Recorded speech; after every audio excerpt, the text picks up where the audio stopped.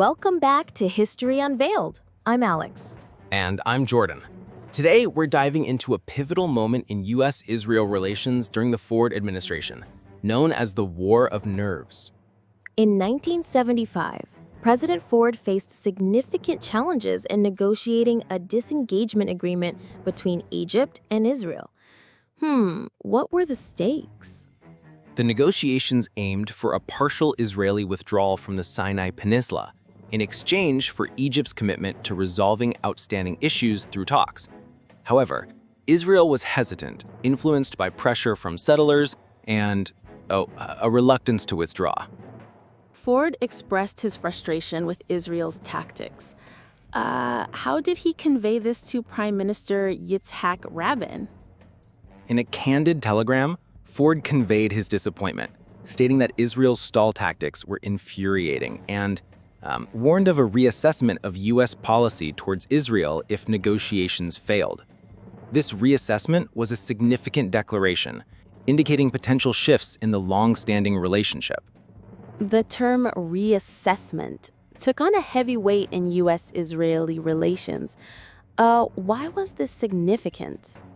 Typically, the U.S.-Israeli relationship was seen as solid, so the need for reassessment suggested something fundamental had changed. Ford's announcement in March 1975 set the stage for a tense 6-month period leading up to the eventual agreement in September 1975. During this period, Ford described a war of nerves between his administration, Israel, and AIPAC. What did this entail?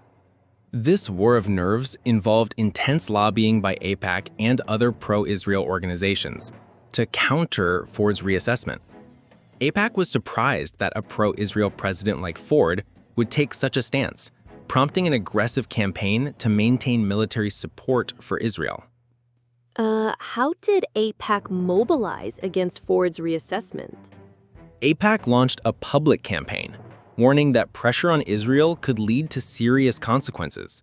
They garnered support from various Jewish organizations and managed to rally 76 senators from both parties to sign a letter to Ford, urging continued military aid for Israel. The letter signed by senators was meant to be private, but was leaked. What was Ford's reaction? Ford was furious about the leak, believing it undermined his efforts with Egypt and portrayed U.S. politics unfavorably. He described the signatories as uninformed and insisted he would not capitulate to Congress on this issue. Despite the tensions, the negotiations ultimately succeeded. What was the outcome?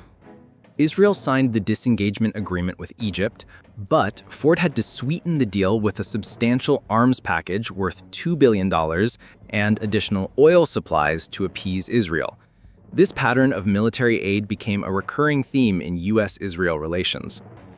While the U.S. was focused on its relationship with Israel, what was happening regarding the Palestinian issue? During Ford's presidency, the U.S. was criticized for undermining meaningful progress on Palestinian rights, while international bodies like the UN began to pay more attention to the Palestinian side. The U.S. remained steadfastly loyal to Israel. As we moved into the late 1970s, how did the election of Jimmy Carter change the landscape? Carter's election in 1976 initially seemed promising for the pro-Israel lobby.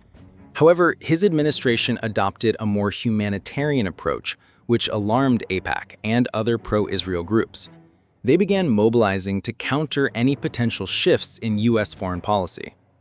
The War of Nerves illustrates the complexities of U.S.-Israel relations during this period. What can we take away from this? It highlights the delicate balance of power between the executive branch and lobbying groups like AIPAC, as well as the ongoing challenges in addressing the Palestinian question within U.S. foreign policy.